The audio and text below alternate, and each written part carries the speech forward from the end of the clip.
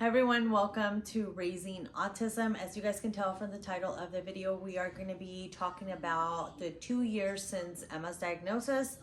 I always say it wrong, hopefully I said it right. Yes. My name is Veronica and this is my husband, Anthony. So we kind of just wanted to start off on how Emma was when she first diagnosed. Do you want to start off with that? Yeah, so when we first got Emma diagnosed,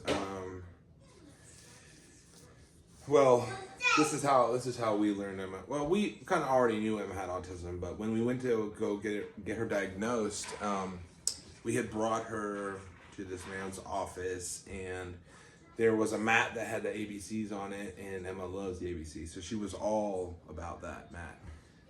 So we waited for the dude. He finally shows up, and when he walks in the door, real quick, he just goes, Emma, Emma, Emma, Emma, like kind of obnoxiously, and Emma doesn't look at him, of course. And then right after that, he goes, yeah, she has autism. And I'm like, that's how you diagnose a kid? And like, ruthlessly, like, you know, it's kind of like heavy news to drop on parents. And he kind of just was like, whatever. Which it was kind of upsetting to me, but here's why he did that. And it makes sense, but he could have did it a little bit different. For instance, when someone walks into the room or walks in the front door, intuitively we all turn to look and see who it is. That's just a normal reaction that people do, not even meaning to do it. They just do it. Another reaction people intuitively do without even thinking about it is when somebody says your name, you turn to look. Even if you're at a store and it's an unfamiliar voice, whenever someone calls your name, you automatically look. And Emma didn't do that either. So these are all things that we do intuitively that children with autism, not all, but most, they don't do. Yeah. And it's definitely not all, because some of them are in the higher of the spectrum, so that's why they sometimes are misdiagnosed. But I did want to inform you, that was not the full diagnosis. So for some of you that are like, you need a different diagnosis, that wasn't the full one. That was just the referral. So it was like the pre-full diagnosis. The other one did go into detail. They tried to like work with her, play with her, and do all of that. But it was definitely kind of like a rude thing for this doctor to say without fully diagnosing her, and just kind of bluntly say it to us like, oh, we weren't expecting it. So yeah, but that was one of the things that I wanted to share with you guys, is basically she did not make eye contact. She would not turn around and look, like if the door opened. She would not look for us if say we were at the park and we were walking a different direction, and she, you know, normally the kids are like, mommy, where are you? Or like, look, she wouldn't do that. No pointing. When we would point, she wouldn't look the way that we were pointing. And all of those were basically the signs, plus of course she was late in speech. She wasn't talking. All she did was sing ABCs and Baby Shark at that time. Like, no mommy, no daddy, no like hi, bye, nothing. Like, no words besides the ABCs and Baby Shark. Right. Yeah, I noticed also they wanted Veronica and Emma to sit down, and they wanted Veronica to interact with Emma. Or for her to come to us. Yeah, but Emma didn't want... When Emma would play, she wouldn't involve other people. So, like, usually when you pass a car back and forth, the kid will look up, or up to the mom or to the dad, you know, to involve them in their playtime. But they also said to us, see how she's not involving you guys in her playtime. Neurotypical kids will look up and involve you. They'll make eye contact and they'll look. So eye contact is always been a big one. Yeah, the eye contact, the not involving was a thing back then. Now she definitely does that. So we'll go into a little bit of what she does now, but we're just kind of like referring back to what she did before. And also, what was the other one that she would do? She would do like pressure points. Like, she would want to crawl in. Remember, she did it with the therapist or the person that was diagnosing her. She crawled into tight spaces to kind of like be in tight areas, and she said that that was part of sensory too that she would do. But yeah, she didn't involve us at all during the test. She didn't grab our hands. She didn't pull us. She didn't want to play with dolls. She didn't want to play with any other toys that they would take out for her, except like the blocks. Yeah. They took out blocks and she wanted to play with blocks. She wanted to stack stuff, and she wasn't reacting to any of the other toys that they had. But now, for the years, I do have a video I wanted to mention before we start talking about that. I do have a video of the 1 year after diagnosis of her improvement, and it actually has footage of Emma. So I'll link it down below for you guys if you want to see like more of how she's doing if you're new to the channel. But if you guys are not new, you guys have been seeing how much she's improved in her like talking, echolalia, and scripting with different things. Yeah. Did you want to add something else that you've noticed that she's improved with? So yeah, just even watching the videos, she would obsess with bark when we take her to the park. She wouldn't want to play on the playground. But now she does. So even her playing habits have evolved a lot from when she first got diagnosed. Even wanting to not maybe play with other kids. She does want to play with other kids. She runs up to other kids, even though her way of playing might be different. She does. She wants. You can tell that she wants to interact with other kids. Whereas in the beginning, when she first got diagnosed, she didn't. So there is a lot of things changing. Her vocabulary is getting better. Eye contact's getting better. She listens better. Listen to instructions. She listens to instructions better. Yeah. I mean, don't get me wrong. You know, when I call her name, still 80% of the time she'll probably ignore me. But the thing is just because she's not looking at me doesn't mean she's not hearing me. Yeah. She's just slowly learning. It depends on that too. It depends on if she's distracted. Like if the TV's on, ignored. If she's distracted, really distracted in what she's doing and concentrating, it'll take you a while for her to understand. But if she's not doing stuff, she's just like walking around like, Emma, let's go to your room. Okay, let's go. Yeah. So that's kind of how it is. It's like if she's focusing on something, then you won't even get her attention even if you want to. Yeah. But it's definitely improved a lot. Like just like instructions, period. Like if we're like, hey, let's go get some water. She comes and let's get some water. Or she's even been bringing like her water and saying water and like repeating certain words. She doesn't do it all the time, but when she doesn't do it, we try to get her to do it before we give her the item. Yeah. For instance, like when we go to a store or something, it's like, oh, hi to Emma, and she's, oh, what's your name? How old are you? You're so pretty. But if you go, give me a high five, she'll be like, yeah. So it's like she's listening, but she's not responding to their questions.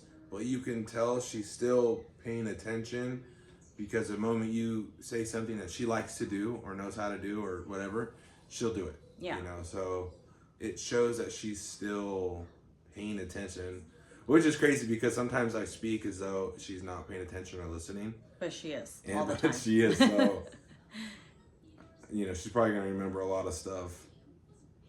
Yeah. That's why they say you're supposed to, they're still listening to you. You're just supposed to talk to them just like regular, not like they're not there because they're listening and everything. Yeah.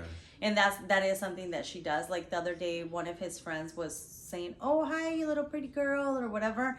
She literally does the eye thing, like where she's not looking at him because she doesn't want to make eye contact with the person, but she knows that he's talking to her. So it's like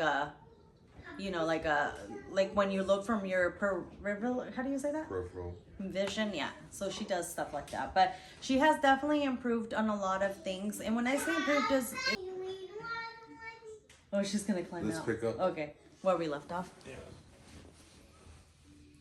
All right, guys, we had to take a quick little break because Emma wanted some more snacks. She's over there in the corner, but so yeah, basically she's been improving a lot, but a lot of the questions that I always get from the 2 year, like since diagnosis, is the mark of the years that she started doing certain things. I'm not even sure if I'm saying it properly, but when she started to like talk more, do the echolalia more, because now she also writes and she I wouldn't say reads because she doesn't read, but she memorizes words and stuff like that on paper.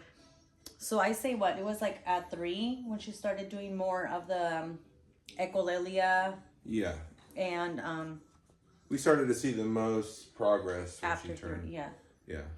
Yeah, because even on that video that I'm going to share with you guys so you guys can watch, it's going to have all of the actual visuals of the improvements. And from there, it's just kind of been improving. It's not improving like, oh my goodness, she's like completely turned like, you know what I mean? It's not like a huge improvement. It's like little improvements, but little improvements are so good for us. Like anything that's small, we're happy about, especially if she's able to communicate with us. That's like our main goal is the communication, because I'm sure a lot of you guys deal with that either they're hurt or they're stressed out or they're overwhelmed because they can't communicate, and then it makes you sad because you want to be able to help them but you don't know how to help them. And that's like our biggest thing, is just to be able to communicate with her.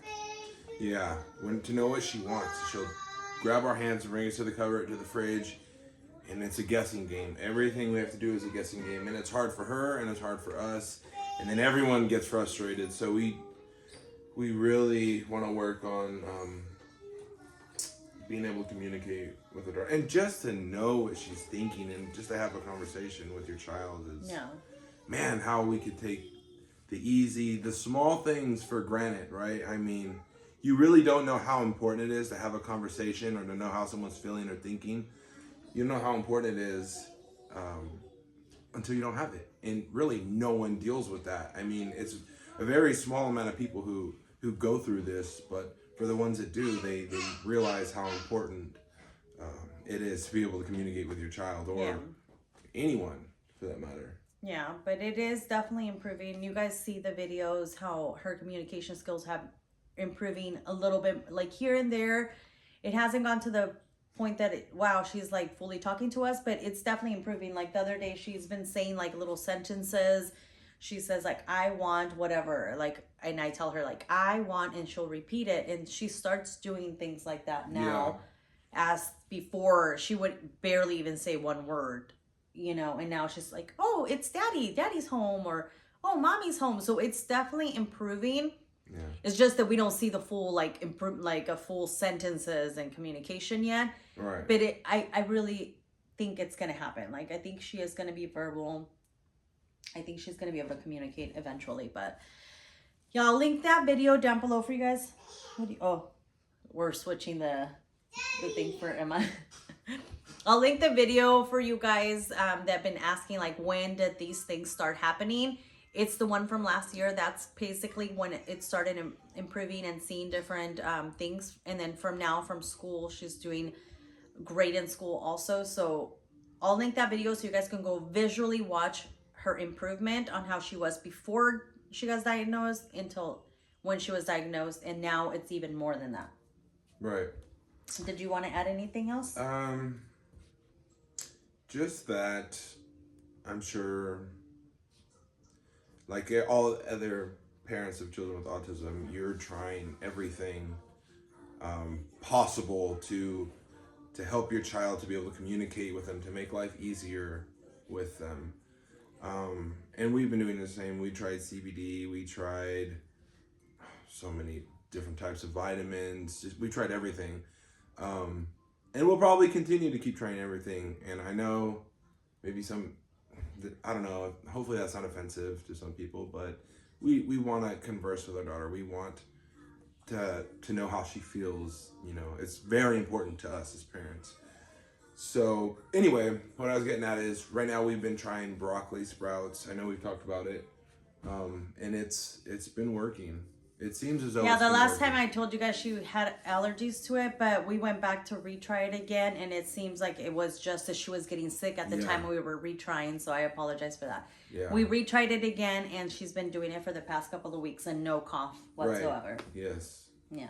So now we'll be able to continue with it. And we'll definitely keep you guys posted on how that's working, because I hear a lot of good stuff about it, but we heard a lot of good stuff about CBD, and that didn't do anything. So yeah, and then you guys also have to take into consideration that it could also be her age. You know, as kids get older, they Right. grow out of certain things and then they start talking more, or they just communicate more because you're working with them more and you're trying, you know, doing flashcards and doing stuff like that. So sometimes we might think it's like a vitamin or something, which I do think it is helping, but I'm saying that we don't want to contribute all the Yeah. glory to broccoli sprouts when it it's could like be for her going to age school or, and then changing, like she's growing, she's getting older, she wants to talk more, she wants to play more. So it could also be all of that included, but I would always try different vitamins because vitamins don't hurt anyone. We try different vitamins for ourselves as well. Right. So,